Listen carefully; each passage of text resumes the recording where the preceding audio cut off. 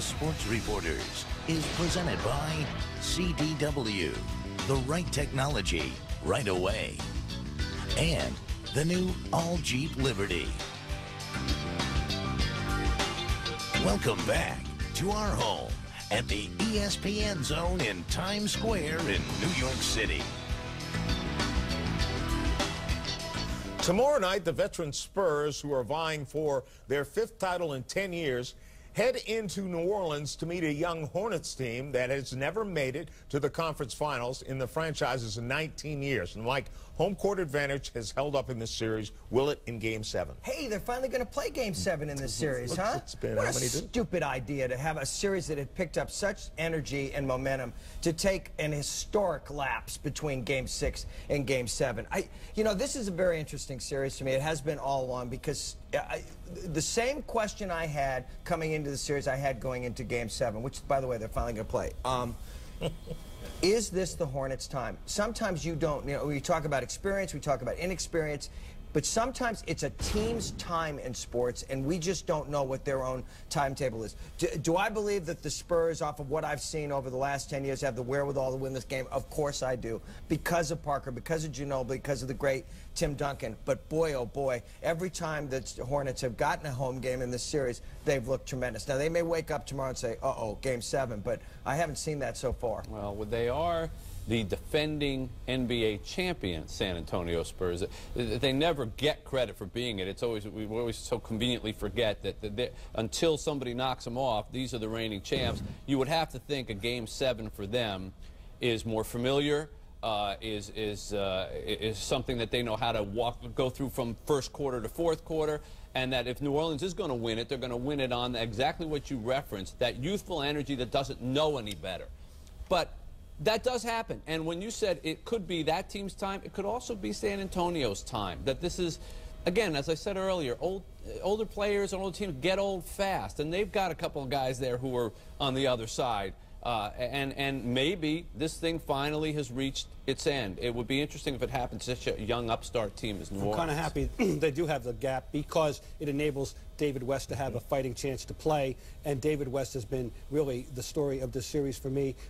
Paul, it's to the point now we expect him to get 30 points, 12 assists, 28 points, 17 assists. That's not, but David West had a 38-point game in the middle of this. He's unguardable for them, essentially, if he's playing his game. I don't think, as great a defensive team as they are, individually, I think he is too much of a match for anybody they can throw at him if he's at his best. So I'm happy he can play. He was so tremendous, you know, the 2 games ago. I thought the Spurs were going to go on the road and win Game 5. I did. I said, okay, here's the time where they're going to grab control of the series and kind of win the game that the Lakers won against the Jazz on the other night, and it didn't happen. An odd series. Hasn't been a really close game. Yeah, exactly. Mitch, we have a situation, though, where there's one team, the Los Angeles Lakers and Kobe Bryant, who are sitting back watching this Game 7, chomping at the bit. And you have to wonder, even if San Antonio survives against New Orleans here, then they got to come back and take on what is essentially another young upstart team with one phenomenal veteran player who's got 3 rings in there.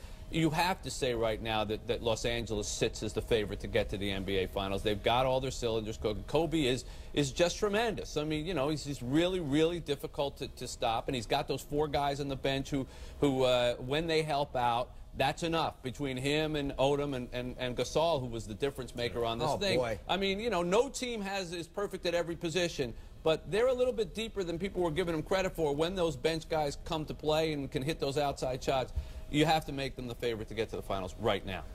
Are you surprised at how Gasol is a wonderful player? We all knew he was a wonderful player, but you don't know how he's going to react in this situation, and he's reacted tremendously. You know, he's been great. I mean, I was at the World Championship 2 years ago when he was the best player in the tournament. Then he got hurt, and they won the final game without him, Spain did. But trust me, he was the best player. He's a highly skilled player. And while the NBA is busy investigating the referees, they can also investigate how that deal got made. Well, the owner wanted, you know, okay, let's figure out how that guy got to Los Angeles. Let's just look into it. Amazing how average you can look when you're playing for the Grizzlies. Up next, cheating. Senator Arlen Specter says the Patriots' covert acts were far more clandestine than the NFL admits. And the federal government claims a former ref, Tim Donaghy, bet on more than 100 games he worked. Elliott, ahead on SportsCenter, we'll recap Big Brown's impressive run to history. And the Cavs and Celtics, winner go home today. We'll have the latest from Boston. And remember Dan and Dave? We'll find out where they are now. SportsCenter, it's next.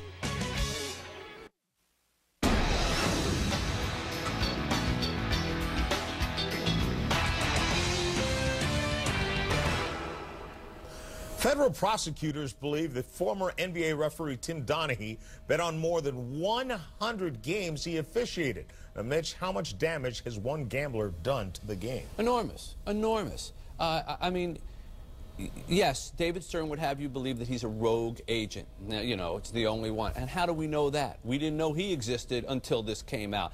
Betting on games that he officiated. Now you look at all those calls towards the end of games where players go nuts, and the average fan reaction is, oh, stop complaining. You complain over everything. Well, now suddenly you say, well, maybe there was a reason. And this is a critical point of the game, and it's not consistent with how the rest of the game is being called. You look at every game now a little bit differently, and in the back of your mind, especially as a fan, and you're already inclined to think the refs are against you, you wonder, I wonder if this guy's got something on the game. But we're not going to do that. At least I don't think it's going to happen that way, and that's why I'm thinking that this thing is not going to have a great overall long-term damage.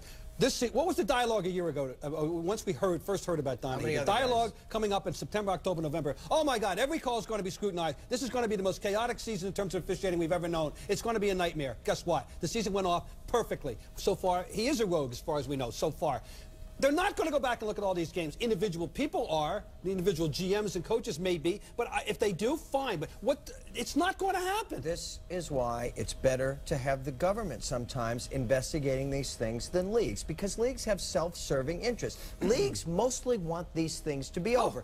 Goodell wants Spygate to be over. David Stern wanted Donaghy to go away. And you know what? The government doesn't quit until they get the answers that they want. So when I saw 100 games this week, I think we all said, wait a minute, I didn't know it was that many games. Right, but are you convinced, having gone through all this, that there are fail-safes in place to keep this from ever happening again? Well, there's never going to be one, because you're talking about individual. It could always happen again. I mean, they're told, you know, you have a list of guidelines. You can't do this, you can't do that. You can't be seen here. You can't gamble on this. You can't do that. Well, until somebody does it, it's and then they break the law. It's the only sport where officials can actually put points or take points off. Well, not only that, John, but you know what?